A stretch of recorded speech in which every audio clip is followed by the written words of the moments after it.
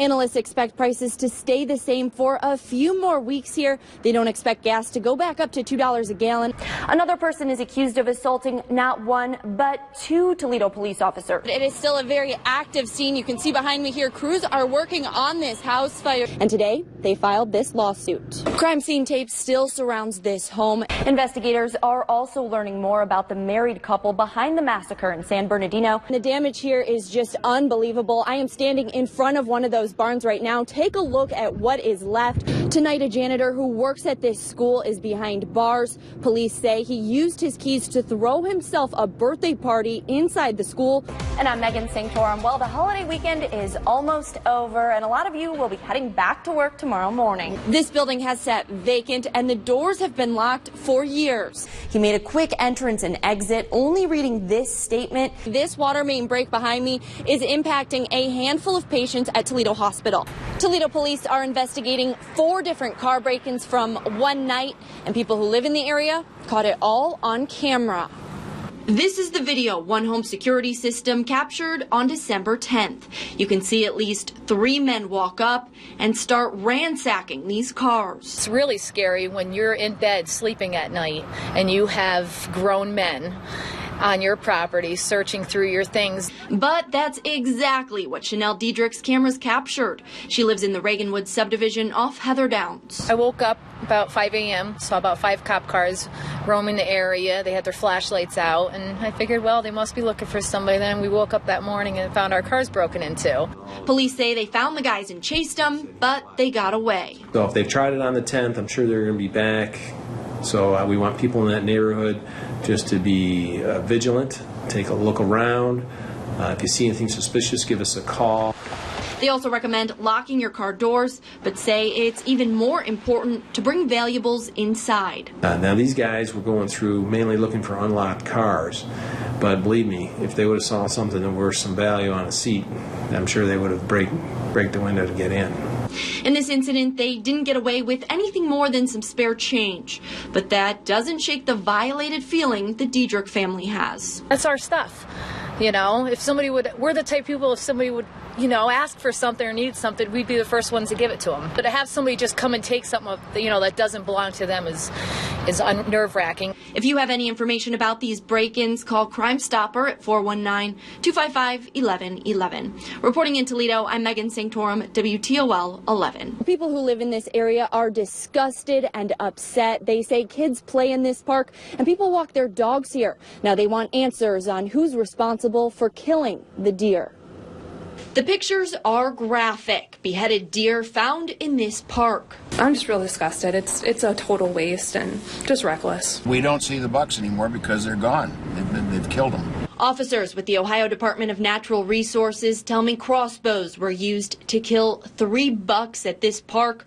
The person responsible left all of the carcasses and took 2 of the heads. It's a city park, and there's children that play down here, and obviously guys are down here with weapons. Not only is it a public safety issue, it besmirches the tradition of responsible hunting. It makes hunters look bad. And the neighborhood's Block Watch leader says some people aren't comfortable using the park anymore. This is affecting the quality of life of some of our neighbors. They use this ravine every day. Now those who live in the area say they're doing everything they can to make sure this doesn't happen again. Everybody along here knows what's going on, and anybody going real slow or parked over here that shouldn't be parked over here, we're trying to get their license number.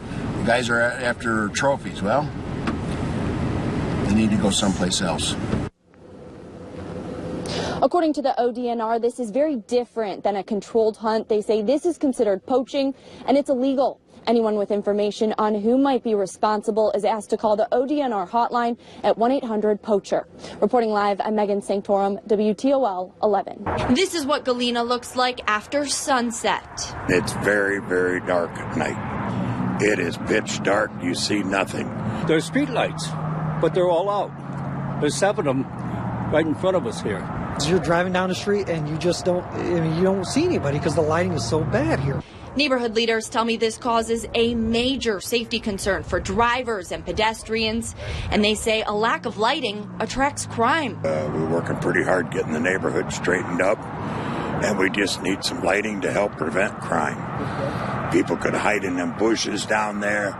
There's a junkyard there. There's a fence. They could get up against that fence, and you'd never see them. If we go out at night, travel around, we see a street light out, we'll put a yellow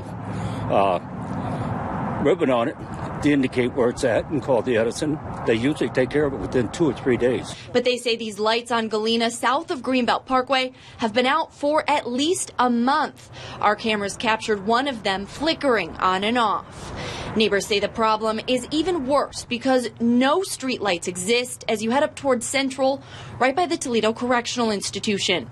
They say additional lighting would make a big difference in the area. Just give our neighborhoods a sense of identity again, and it lets people know that we're not the forgotten neighborhood. We are a neighborhood that truly means something. City leaders tell me Toledo Edison is handling the issue. Representatives there say they are aware of this problem. We're expecting to learn an exact repair date from them sometime tomorrow. Reporting in North Toledo, I'm Megan Sanctorum, WTOL 11.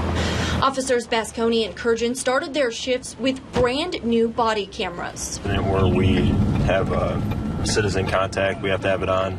So when a call came in for a fight at 7-Eleven, they flipped their cameras on as they got out of the car.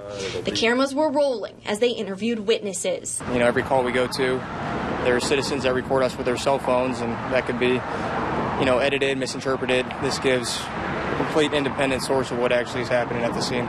The cameras were rolling again just minutes later when they pulled over to help with another argument in East Toledo. At $500 a piece and $60,000 for video storage, the cameras are not cheap, but the chief says it's money well spent. To boost Toledoans' confidence in their police department, to increase our accountability and transparency, and to reduce false allegations made against police officers. Toledo is not the first department to use cameras. Lucas County Sheriff's deputies have been wearing them for months. I think they're good for doing evidence and what have you out on a scene. You capture all that, you take out the he said, she said type of thing. Deputy Craig Barth says it can be tough to remember to flip them on, and there are still a few bugs that need to be worked out. But overall, he's glad they have them. And over time, that'll all work out, just like technology works.